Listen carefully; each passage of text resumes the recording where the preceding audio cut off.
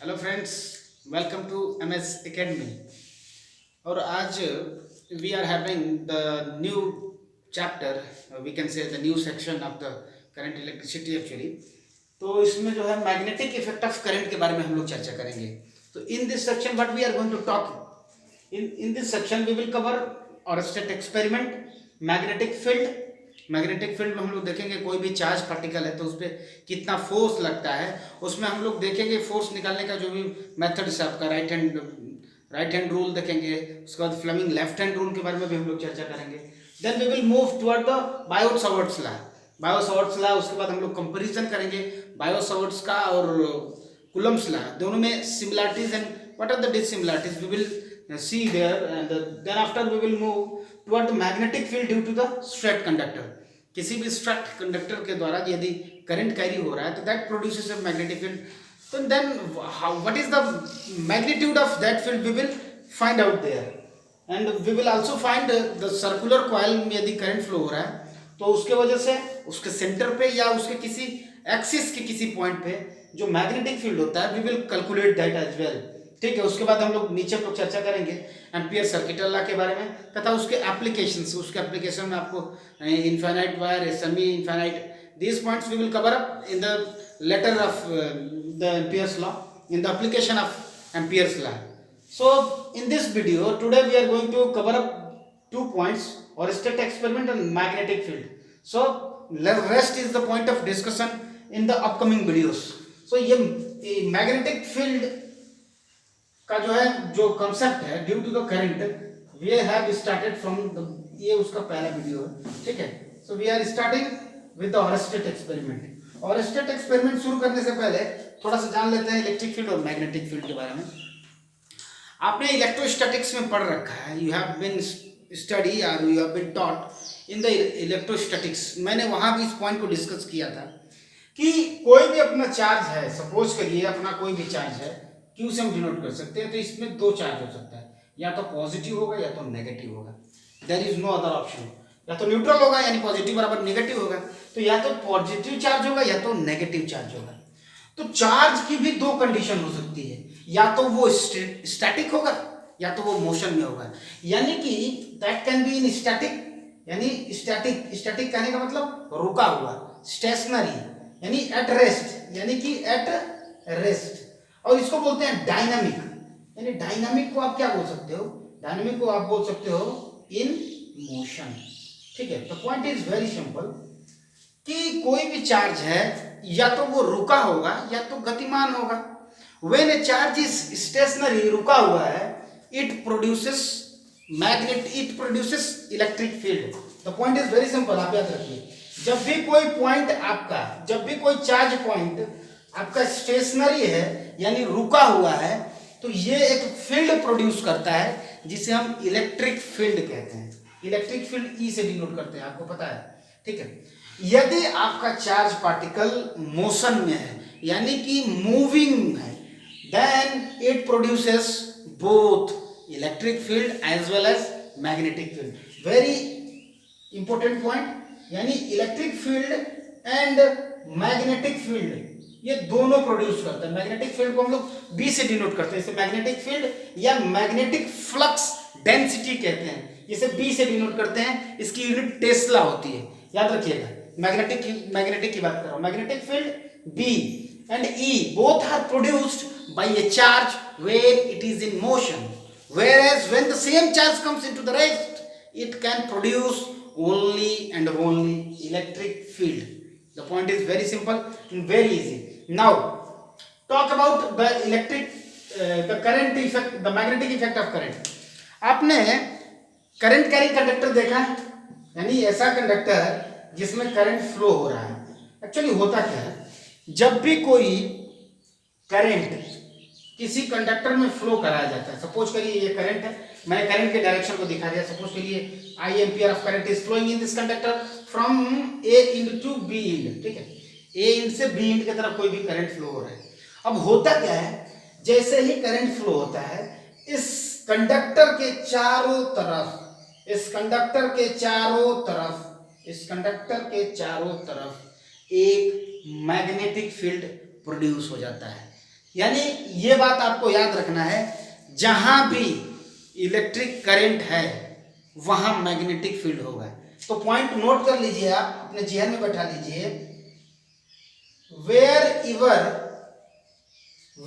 इवर there is current, wherever there is current there is magnetic field, there is magnetic field. The point is very easy, seems very easy, but it's the most crucial point which you cannot dare to forget. You have to remember it. Wherever there is current, जहां भी आपका current होगा, there is magnetic field, वहां magnetic field होगा ही. What about the vice versa? क्या ये भी कह सकते हैं कि wherever there is magnetic field there is current? जी नहीं, बिल्कुल नहीं. We will see this point later in when we will start the magnetism. हम इस पॉइंट को देखेंगे, या मैग्नेटिक फील्ड इंडक्शन भी जब हम लोग शुरू करेंगे तो we will see magnetic field के होने से करंट होगा, इस बात को हम कतई नहीं कह सकते. नॉट नीडेड, हो भी सकता है, नहीं भी हो सकता है, but wherever there is current, यदि करंट है definitely there is magnetic field. So come to the point आपने नोट कर लिया होगा, wherever there is current there is the magnetic field, vice versa need not to be true. ठीक है, यानी कि यदि एक हमने कंडक्टर लिया, स्ट्रेट कंडक्टर लिया, कंडक्टर का मतलब वायर है और उसमें करंट फ्लो कर रहा है 1 एम्पियर का, तो इसके चारों तरफ जो है ना एक मैग्नेटिक फील्ड उत्पन्न हो जाएगा. जैसे ही आप जो है इसी को एक्सपेरिमेंटली चेक किया था हमारे ऑरेस्टेड साहब ने इसको चेक किया था, जिसे हम लोग बोलते हैं ऑरेस्टेड एक्सपेरिमेंट. उन्होंने क्या किया, एक वेरिएबल रेजिस्टर ले लिया, इसमें एक सेटिंग किया, इस प्रकार का अरेंजमेंट बताया उन्होंने. एक बैटरी लगा दिया, ये स्विच है, ये वेरिएबल रेजिस्टर जिसे हम लोग रियोस्टेट बोलते हैं, उन्होंने एक स्ट्रेट कंडक्टर लिया A to B और उसमें करंट फ्लो कराया इस सर्किट के माध्यम से. अब इस कंडक्टर में यदि करंट फ्लो हो रहा है तो हमने बताया कि मैग्नेटिक फील्ड प्रोड्यूस होगा. यानी मैग्नेटिक जब फील्ड प्रोड्यूस होगा यानी कि उस मैग्नेटिक फील्ड का इफेक्ट होना चाहिए.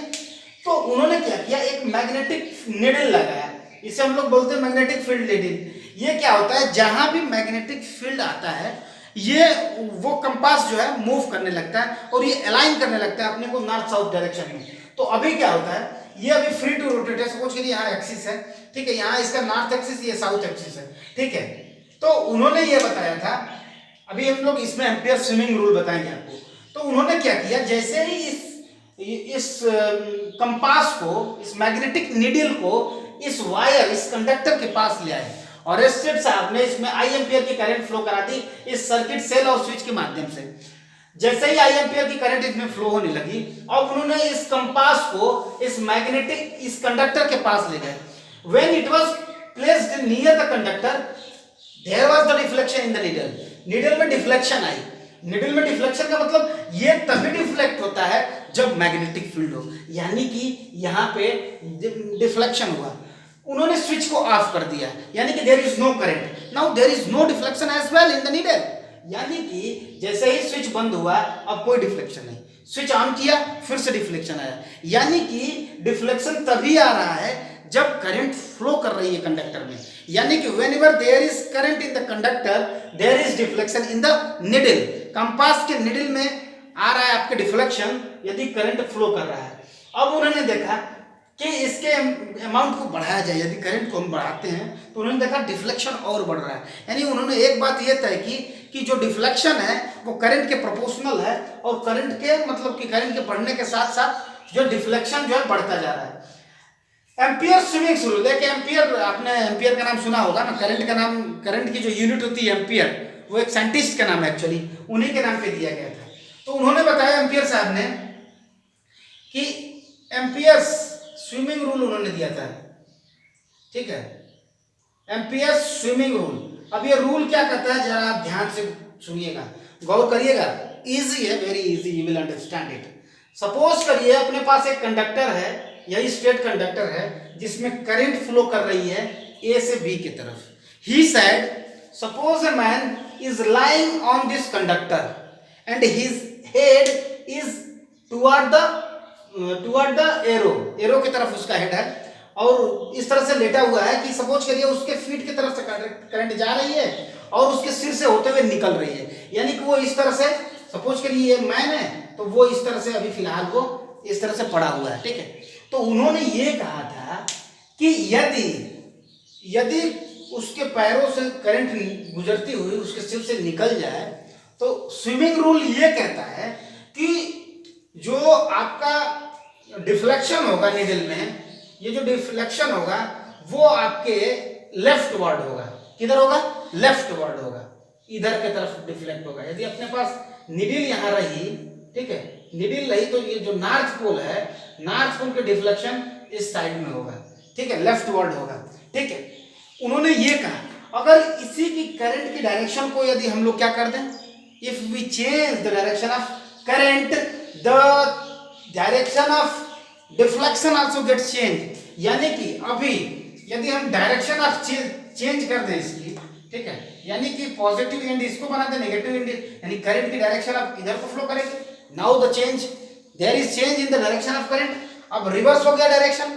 अब क्या होगा, अब डिफ्लेक्शन इधर ना होकर बल्कि डिफ्लेक्शन की डायरेक्शन ही बदल गई, यानी कि अब ये जो है इधर को डिफ्लेक्ट करेगा और ये आपका इधर को डिफ्लेक्ट करेगा, ठीक है। यानी कि the point is very and very and very simple. जब भी अपना नॉर्थ पोल है वो हमेशा लेफ्ट वर्ड डिफ्लेक्ट करेगा, स्विमिंग ने यही बताया था। यानी कि ये इधर से करंट फ्लो कर रही है तो ये वाला नॉर्थ पोल इधर लेफ्ट की तरफ डिफ्लेक्ट किया, यहाँ पे ये नॉर्थ पोल लेफ्ट की तरफ डिफ्लेक्ट किया। This is the ampere swimming rule, इसे ही हम लोग बोलते हैं एम्पियर स्विमिंग रूल। ऐसा माना जा रहा है एक आदमी स्विम कर रहा है, तैर रहा है, इसलिए इसको हम लोग स्विमिंग रूल के नाम से जानते हैं, ठीक है। Now we are going to talk about the magnetic field, और हम लोग देखेंगे कि मैग्नेटिक फील्ड में किस तरह से किन किन पैरामीटर्स पे वो डिपेंड कर रहा है, ठीक है। और हम लोग उसमें थोड़ा सा फ्लेमिंग लेफ्ट हैंड रूल के बारे में भी चर्चा करेंगे, ठीक है।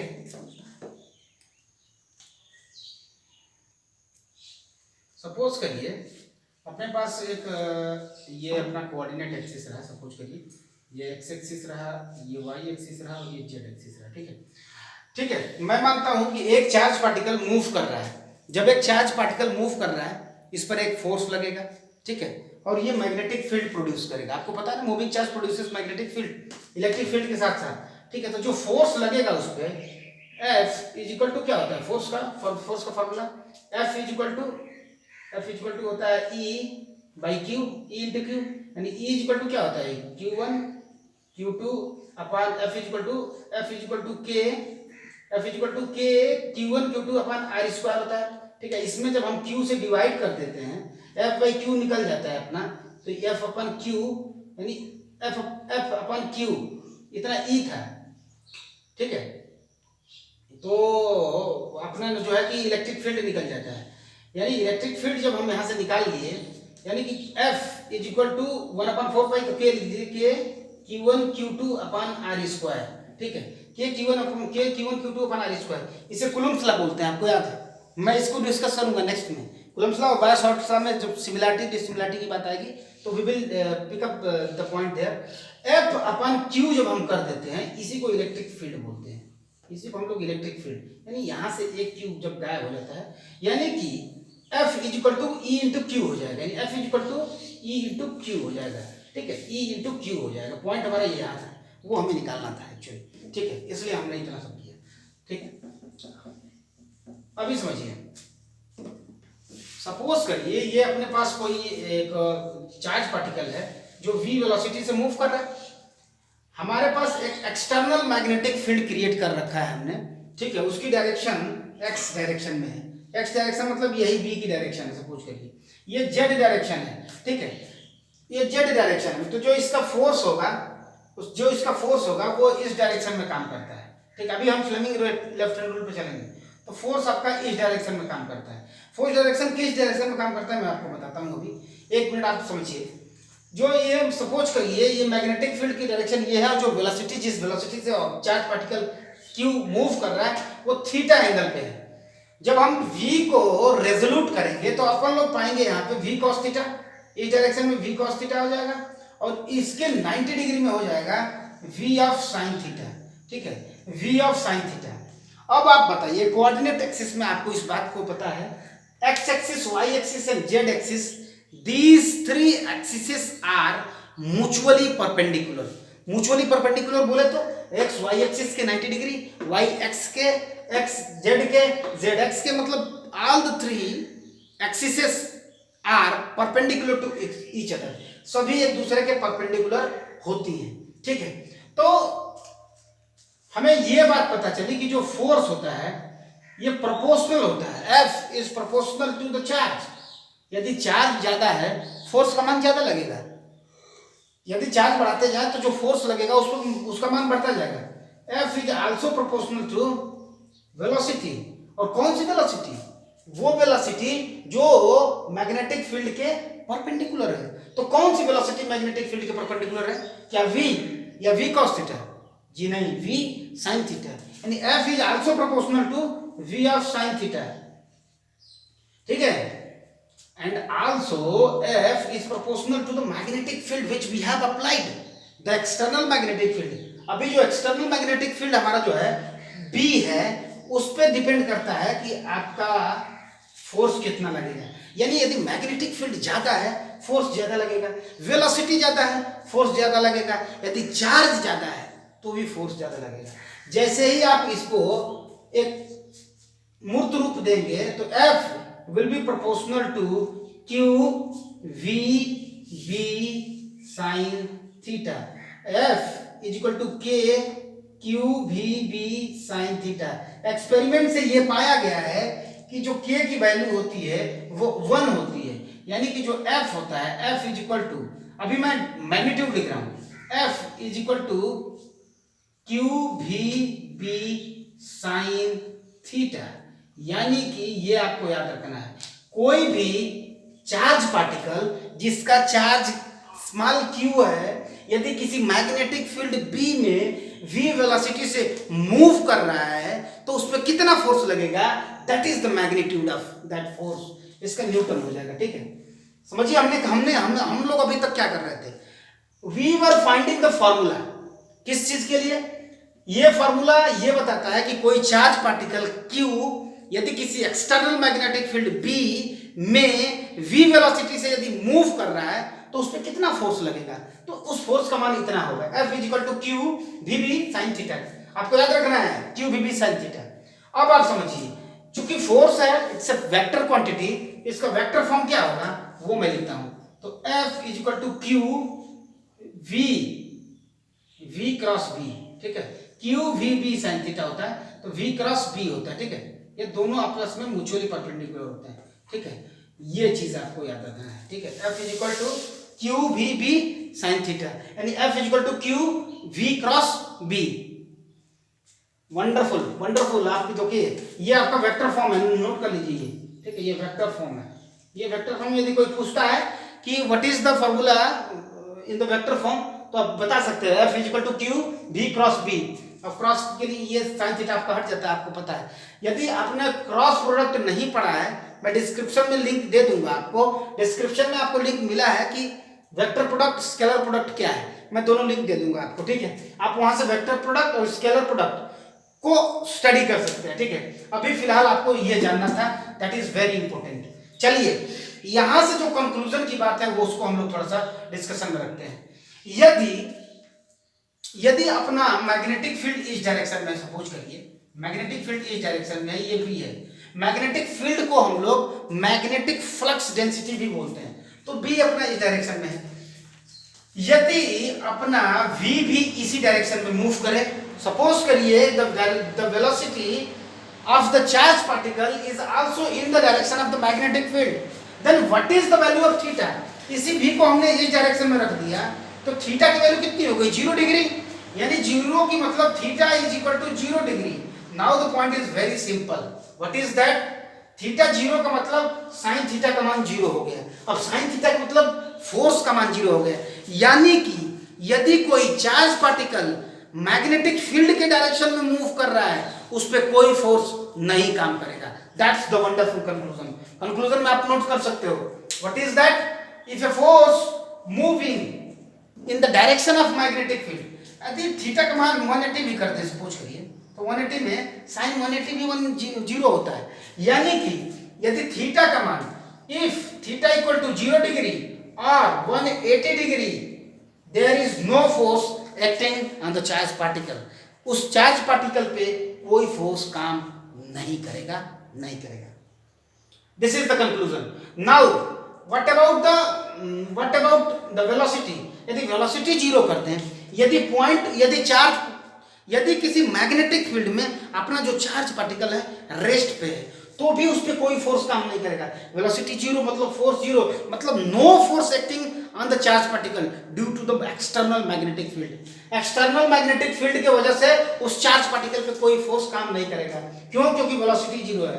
इनिशियल कंडीशन में हमने देखा कि थीटा की वजह से साइन थीटा की वैल्यू 0 हो गई थी। क्यों?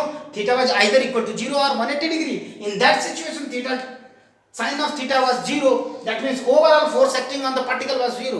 So even though there is motion, charge particle यद्यपि motion में है, लेकिन in the direction or opposite to the direction of magnetic field, that's why there is no net force acting on the particle. ठीक है। दूसरा point जो हमने conclude किया, ये तो पहला पॉइंट था। दूसरा पॉइंट, यदि v 0 है तो भी अपना जो चार्ज पार्टिकल है उस पर कोई फोर्स काम नहीं करेगा। और यदि चार्ज पार्टिकल क्यू है, यदि कोई चार्ज ही नहीं तो फिर तो फोर्स का जो है कि उसका मतलब ही नहीं है डिस्कस करने का। ठीक है, तो ये आपका रहा फोर्स एक्टिंग। ये जो हमारा हेडिंग था जो हम लोग चर्चा कर रहे थे, now you can put the heading. ठीक है, आप पुट कर सकते हो आगे, force acting on a charge particle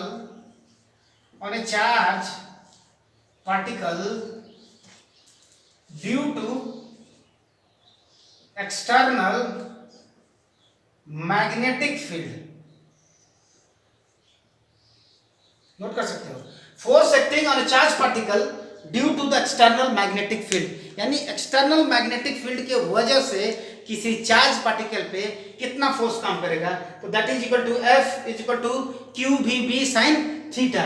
and हमने बताया कि इट्स वेलोसिटी, ये जो फोर्स अपना वेक्टर क्वांटिटी है उसको हमने लिख दिया physical to QV cross B, ये होता है, इतना न्यूटन फोर्स काम करेगा।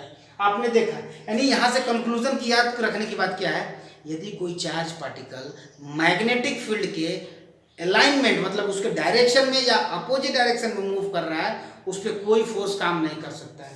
ठीक है, इसी फोर्स को दिस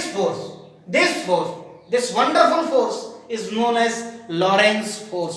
ठीक है, इसी को हम लोग बोलते हैं लॉरेंस फोर्स।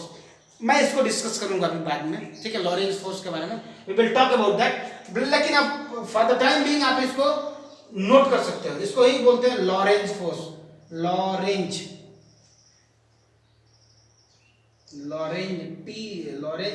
फोर्स होता है। ठीक है, ये लॉरेंज फोर्स बोलते हैं इसको। ठीक है, लॉरेंज फोर्स वो फोर्स होता है जो किसी चार्ज पार्टिकल पर काम करता है when it is placed in external magnetic field. ठीक है, तो आज के इस वीडियो में हमने ये पढ़ा, चार्ज पार्टिकल जो भी है, चार्ज पार्टिकल यदि स्टैटिक कंडीशन में है तो वो केवल इलेक्ट्रिक फील्ड प्रोड्यूस करता है, लेकिन जैसे ही यह चार्ज पार्टिकल मोशन में आ जाता है, इलेक्ट्रिक फील्ड के साथ साथ ये मैग्नेटिक फील्ड भी प्रोड्यूस करता है। हमने ये देखा जैसे ही इंटरेक्शन होता है किसी, ये देखिए एक्सटर्नल मैग्नेटिक फील्ड का, ये एक्सटर्नल मैग्नेटिक फील्ड था, और ये जो चार्ज पार्टिकल मूव कर रहा है इसका भी तो मैग्नेटिक फील्ड है, यानी दोनों मैग्नेटिक फील्ड का जब इंटरेक्शन हुआ, एक फोर्स काम किया उस चार्ज पार्टिकल पे, और उस फोर्स की डायरेक्शन किधर होगी, उस फोर्स की डायरेक्शन हो जाएगी, डायरेक्शन वेक्टर फॉर्म में। आप देखिए V क्रॉस B, ये V रहा, ये B रहा, V क्रॉस B। जैसे ही हम लोग अपना हाथ फोल्ड करेंगे, हाथ फोल्ड करते समय जो है, अपना जो हाथ फोल्ड करते समय जो ये डायरेक्शन आ रही है, the direction of thumb gives you the direction of magnetic field and force, magnetic force, that magnetic force is known as the Lorentz force। Lawrence force की डायरेक्शन आपको मिल जा रही है, ये जो चार्ज पार्टिकल ये z एक्सिस पे हो जाएगी। ठीक है, फोर्स ये z एक्सिस पे फोर्स काम करेगा।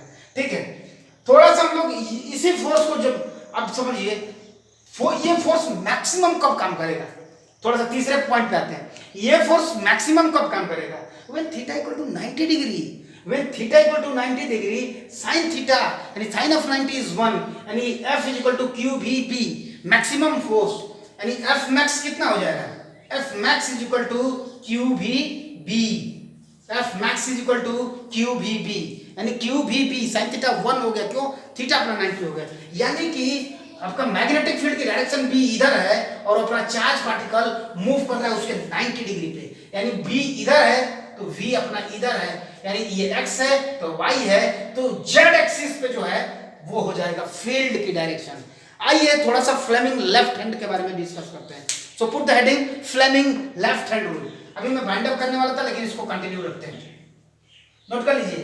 Fleming left hand rule, Fleming left hand rule ये बताता है कि सपोज करिए अपने जो लेफ्ट हैंड है उसकी 3 अंगुलियों को हम लोग इस्तेमाल में लाते हैं, कौन कौन सी, thumb, this is called thumb, this is first finger या इंडेक्स फिंगर, ये middle finger. When these 3 fingers are placed such that all the 3 fingers are mutually perpendicular to each other, यानी mutually perpendicular, सपोज करिए ये field रहा अपना, ठीक है, not as good as others, ठीक है, तो यदि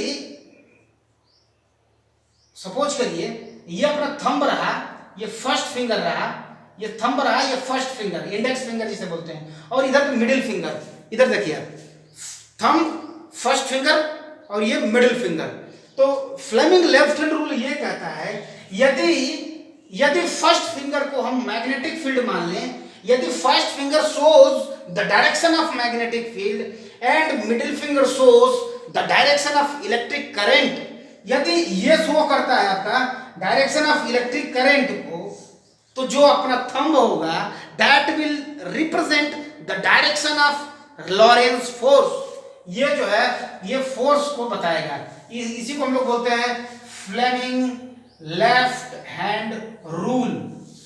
नोट कर लीजिएगा, फ्लेमिंग लेफ्ट हैंड रूल क्या कहता है, according to the Fleming left hand rule when thumb, first finger and middle fingers are placed mutually perpendicular to each other and first finger shows the direction of magnetic field and middle finger shows direction of the motion of the positive charge particle या direction of current, then the thumbs represent the direction of force acting on that charge particle, that is the Fleming left hand rule, यही Fleming left hand rule मैंने बताया। अभी सोचिएगा, मैं बता इसको बोला कि ये तो डायरेक्शन ऑफ चार्ज है, ये डायरेक्शन ऑफ पॉजिटिव चार्ज हो या डायरेक्शन ऑफ करंट हो, क्योंकि direction of current is equal to the direction of positive charge and opposite to the direction of negative charge, ठीक है। तो इसको याद कैसे रखेंगे, आपको याद रखना है, ये थंब को आप फादर मान लीजिए, बी को आप मदर मान लीजिए, ये फादर है, ये मदर है और सी फॉर चाइल्ड है। तो इस तरह से आप याद रख सकते हैं, father mother child, father mother child, एक फादर है तो एक मदर है तो तीसरा चाइल्ड है। ये यदि फादर है मतलब ये यदि मदर है मतलब मैग्नेटिक फील्ड है, यदि मदर मतलब मैग्नेटिक फील्ड, यदि current, this shows magnetic field direction, this shows the current direction, then this thumb represents the direction of the magnetic the direction of force acting on the charge particle. So I am binding up this video, ठीक है। इसमें हमने discuss किया ऑरस्टेड experiment को, हमने magnetic field कितना किसी charge particle पे काम करता है उसको देखा, मैक्सिमम कितना होगा तो F is equal to Q भी बी, मिनिमम कितना होगा तो 0 होगा, ठीक है, नेगेटिव नहीं हो सकता, point to be remember, it can't be negative. And also we discussed about the Fleming left hand rule, और स्टेट एक्सपेरिमेंट में हमने स्विमिंग रूल के भी बारे में चर्चा किया था। So let us wind up this video. Comment करके ये जरूर बताइए आपको ये वीडियो कैसा लगा। We will start the tomorrow session with the topic called Biot Savart's law, ठीक है। हम लोग बायो-सॉवर्ट्स लॉ के बारे में चर्चा करेंगे और कंपैरिजन देखेंगे बायो-सॉवर्ट्स लॉ और कूलम्ब्स लॉ के बारे में, ठीक है। So thank you very much.